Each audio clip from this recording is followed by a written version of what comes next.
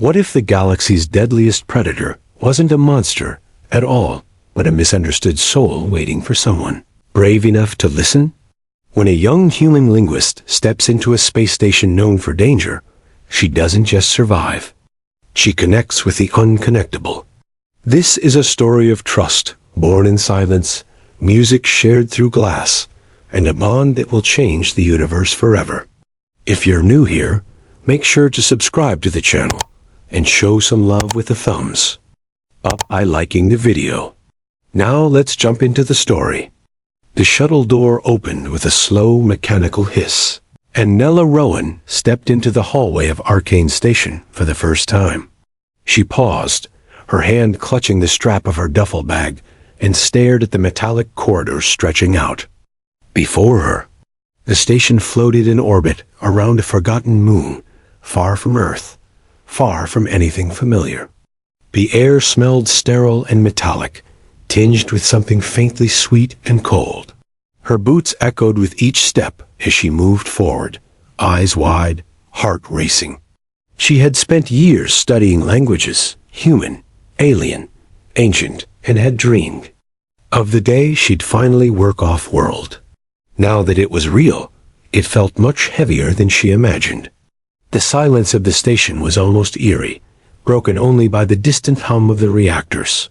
Lights flickered along the walls in soft blue and green, and unfamiliar symbols marked every door. A tall figure approached from the far corridor. Commander Odic, she guessed from the briefings. His skin was smooth and stone-gray, his uniform tight and formal. His forearms were tucked neatly behind his back, and his eyes, narrow and jet black, studied her with no emotion.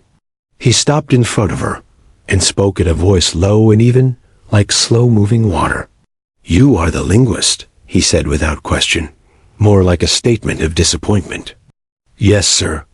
Nella Rowan, from the Interspecies Communication Institute on Terra Station.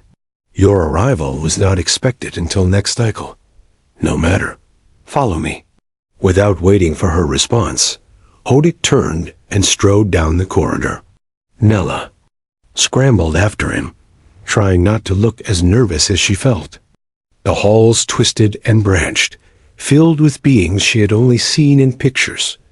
An insect-like worker with gleaming wings buzzed past, ignoring her completely.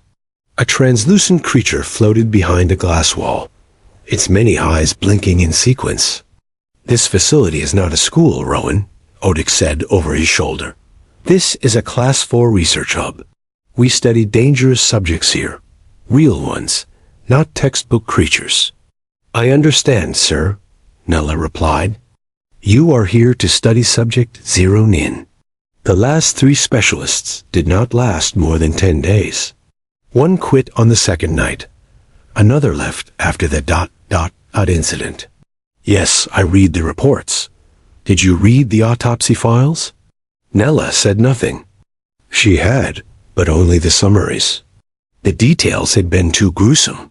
They stopped outside a sealed chamber door. The surface was smooth and dark, with only a faint red glow running around its edge. "Your quarters are down this hall," Odic said, gesturing to the left. "You are to report to observation at 0800 hours. Dr. Mari Vendel will supervise your schedule. Do not attempt direct contact with Subject 0. Do not enter restricted zones. Do not assume you know more than you do. Understood, sir." Odic gave her a final glance, unreadable and cold, before walking away. Nella exhaled slowly and made her way to the quarters. The room was small but neat. A narrow bed, a desk, and a panel that blinked to life when she stepped inside. The only window looked out into space, the moon glowing pale and lonely beyond the glass. She unpacked in silence. One bag, a datapad, a small photograph of her mother, tucked into the corner of the mirror. As she lay on the unfamiliar bed, she could hear the distant mechanical sounds of the station, the whisper of air filters, the buzz of motion sensors, and every now and then, something stranger. A low hum, like a voice too deep to belong to. Anything human. She couldn't sleep. Instead, she tapped open the station's archive files. Her access level allowed her to review surveillance footage, past logs, and limited audio recordings. She found the folder marked Subject 0 Nin and clicked it open. A video played. A dark cell. A figure crouched in the shadows. Huge, muscular. Its body was covered in a black armored hide that absorbed light like a void. 6 limbs moved with unnatural grace. Its eyes, glowing violet, watched the camera with something that looked too sharp, too aware. In another clip, a researcher attempted to speak to it through the glass. A loud tone played, probably some sonic test. The creature reacted violently, slamming the wall so hard the camera shook. But then, in another file, when no one was speaking and no one was testing, the creature simply sat. It placed its hands against the wall, tapping them in a pattern. Tap, tap, pause, tap. Then again, was it communication? Rhythm? Habit? Nella leaned closer, frowning. Something about the sound felt intentional, not random. The next clip showed the same tapping, this time matched with a low vocal hum. She turned up the volume. It wasn't a growl. Not quite. It almost sounded like a song. She watched for over an hour, eyes heavy, mind buzzing. Eventually, she whispered aloud to the empty room. "What are you trying to say?" The creature on screen, captured in a moment from months ago, remained still. But its glowing eyes seemed to stare right through the screen and into her thoughts. And for the first time since arriving, Nella felt not fear but curiosity, and just the tiniest flicker of connection.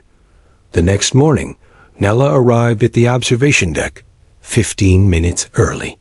The lab was quiet, almost too quiet, as if the station itself were holding its breath. She stood alone in front of the wide, reinforced glass, staring into the containment cell below. There he was, Subject 0 Nin. Still, massive, silent. He sat cross-legged, his back straight, head tilted slightly, as if listening to something she couldn't hear. His 6 limbs rested calmly at his sides, but there was nothing peaceful about him. Even at rest, the creature looked like a living weapon.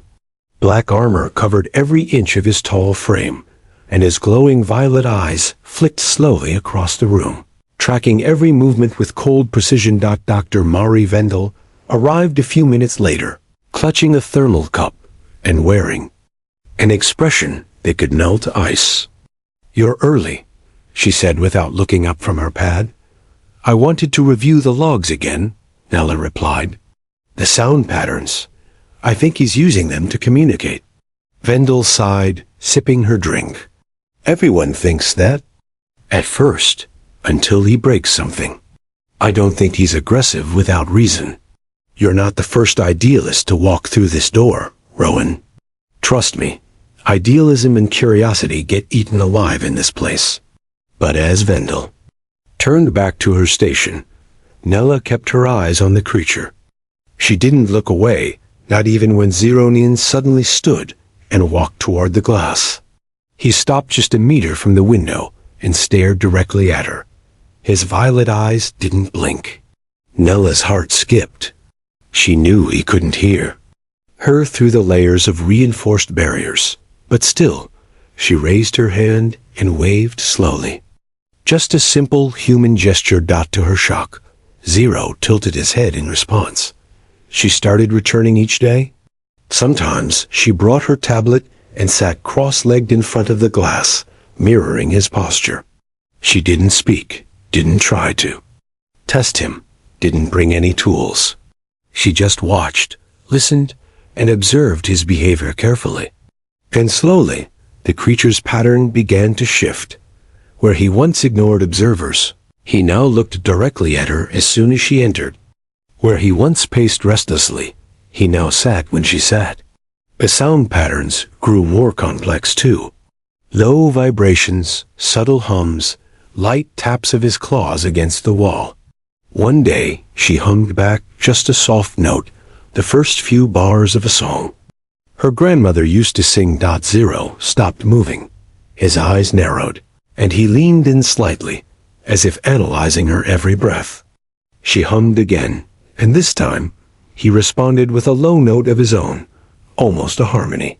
It wasn't exact, but it was close. A second later, he hummed again, slightly adjusted, slightly more in tune. From that moment, everything changed. They met at the glass. Nella brought new melodies, simple tunes, repeating patterns. She'd hung them softly, and Zero would echo back with his own strange, otherworldly music. Sometimes it sounded like metal groaning under pressure. Other times like wind through hollow stone. It was music, yes, but not like anything she had ever heard. Rico, a young technician assigned to the lab, began staying after hours just to watch their sessions. "I think he likes you," Rico whispered one evening, smiling shyly. Nella blushed. "I think he understands I'm not here to hurt him. That's more than anyone else has achieved." Even Dr. Vendel, who initially rolled her eyes at Nella's methods, started watching more closely. She still insisted Zero Nin was a predator. "Don't forget what he's capable of," she warned, but even she had to admit that his behavior had changed. He no longer responded aggressively to staff movement outside the cell. His pacing had almost entirely stopped. He was calm, focused, present. Nella began calling him Lumen, inspired by the soft pulses of light that occasionally shimmered beneath his black armor when he responded to her music. The nickname felt right. Not official. Of course, nothing was allowed to humanize him in the reports, but in her heart, he wasn't Subject Zero Nin anymore. He was Lumen. A creature of shadow, yes, but also of light. Then, one morning, she arrived late. Only by 10 minutes, but when she stepped into the observation room, Lumen was pacing again, back and forth with sharp, anxious steps. His hums were disjointed, uneven. As soon as he saw her, he stopped. The lights in his chest flickered. Gently, almost in relief. "I'm sorry," she whispered, even though she knew couldn't hear. She sat down and hummed one of their usual tunes, a lullaby pattern they had been building together over the past few days. He didn't respond right away. Instead, he stared at her for a long moment. Then, slowly, he sat down across from her. His glowing eyes softened. He made a sound unlike anything she'd heard from him before, warm, layered, and perfectly matched to her melody. For the first time, they didn't take turns. They sang together. That night, Nella couldn't sleep. Not because she was afraid, but because something had changed between them. This wasn't observation anymore. It wasn't research. It was connection, trust. Something powerful and new had begun, something no one else on the station could quite explain. And deep in her chest, she knew the bond forming between her and Lumen would change everything. Asterisk alarms blared across Arcane Station, turning the usual calm into chaos.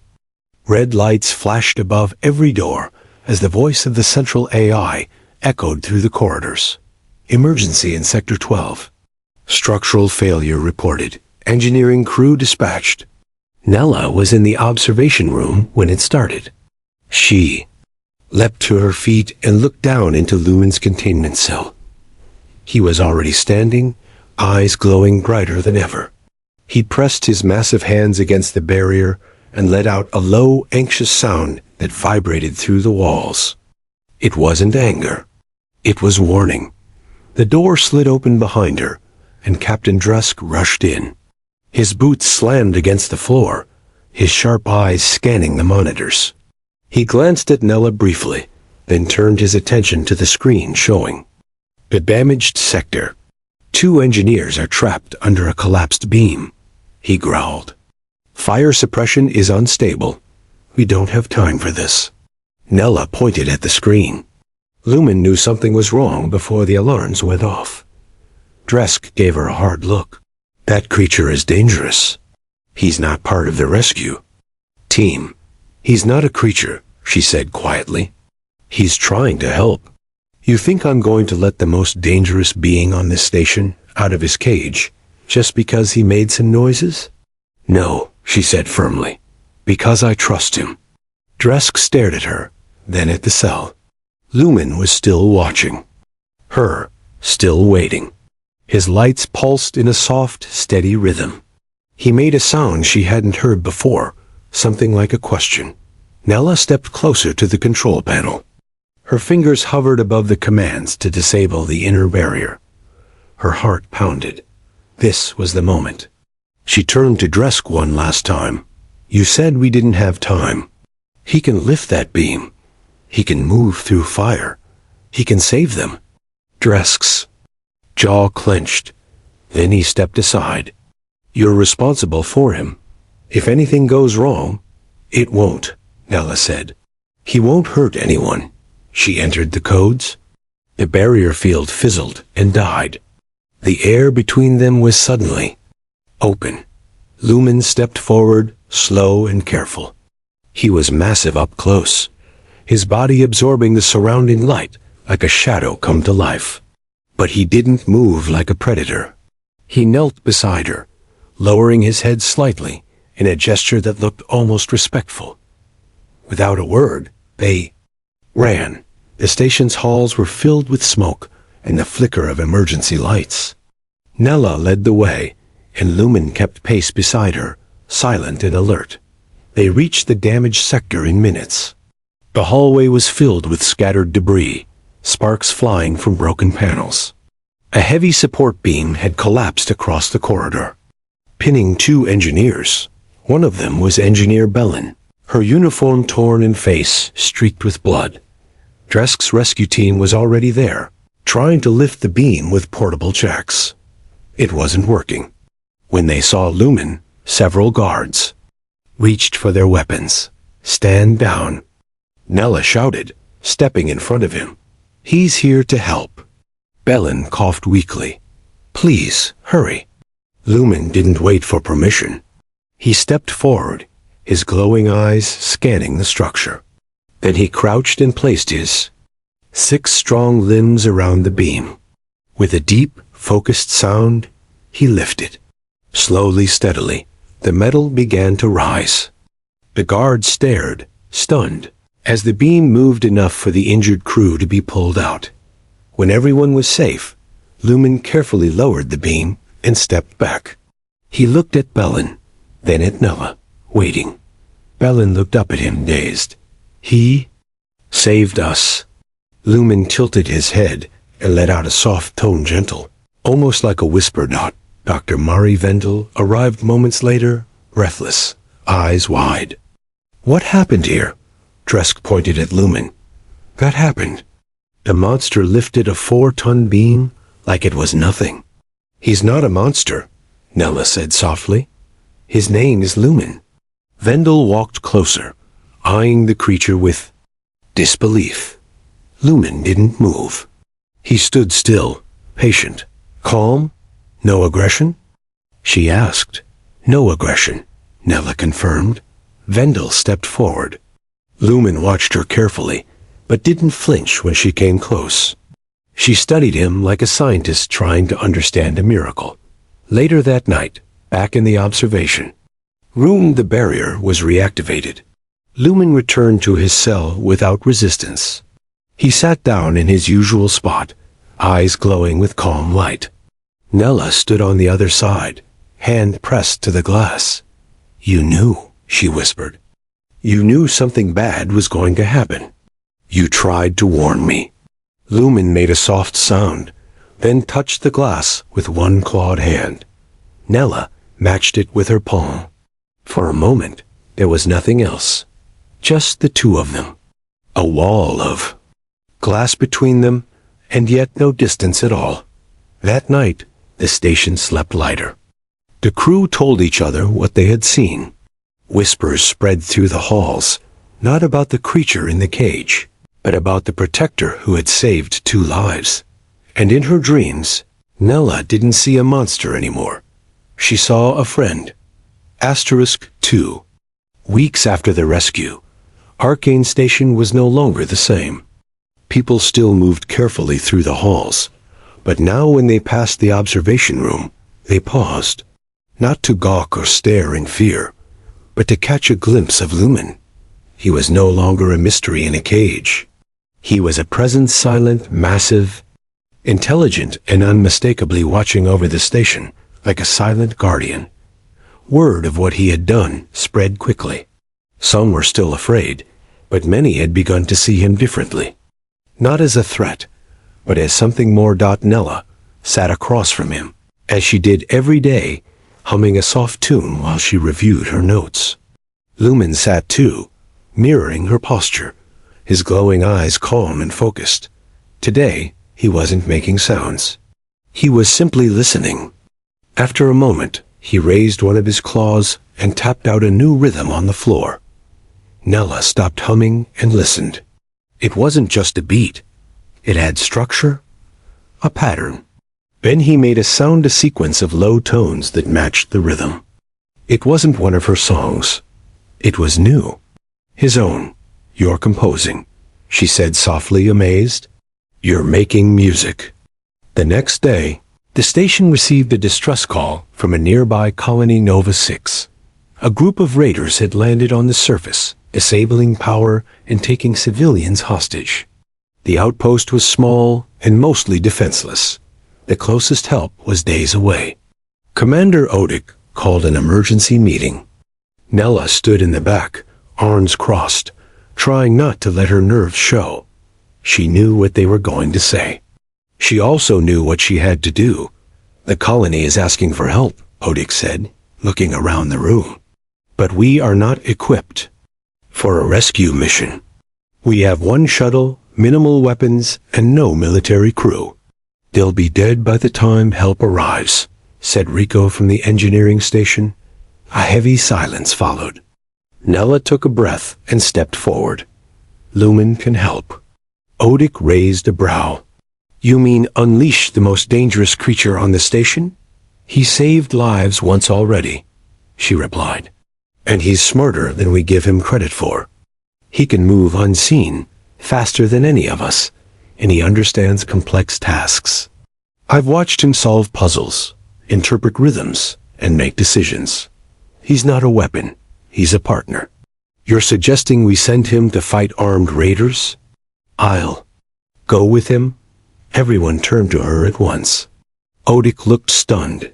"Absolutely not. He won't go without me," she said. "We've built trust. I'm not asking to lead a battle. I'm asking for a chance to stop a massacre." Odic stared at her for a long time.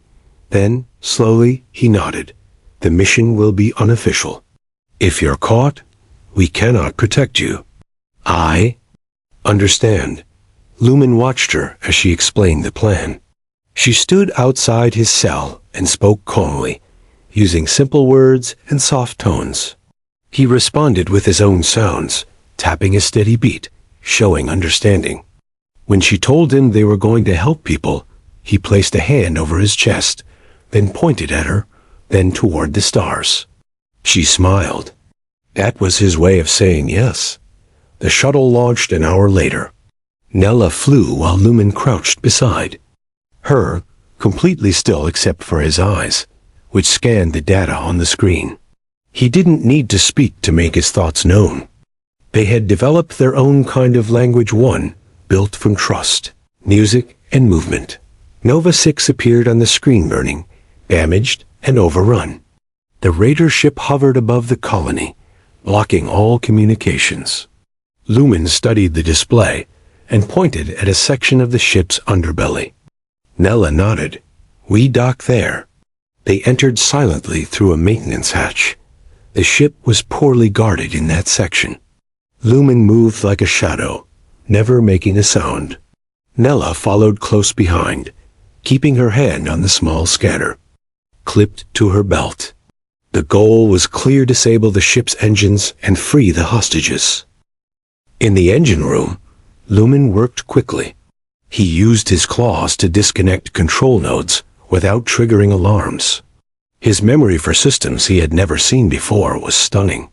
Once the engines were down, they moved toward the detention area. There were guards. Lumen waited for Nella's signal, then acted. He never used lethal force. He disabled each guard with precision, fast, quiet, and without hesitation. They reached the hostages, 11 people, including children. Nella unlocked their cells while Lumen stood watch.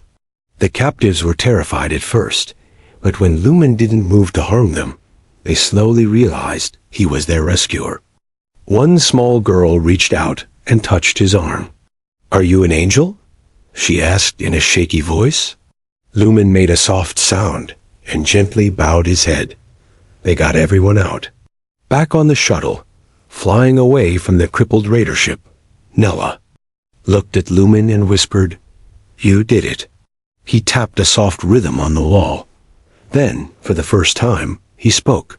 The word was slow and rough, but clear. Safe. When they returned to Arcane Station, cheers echoed through the halls. People clapped. Some cried. Lumen stood tall beside Nella, not as a subject or a weapon, but as a hero.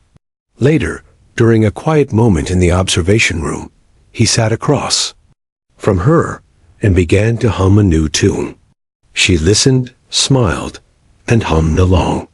And just like that, the melody of a new beginning began.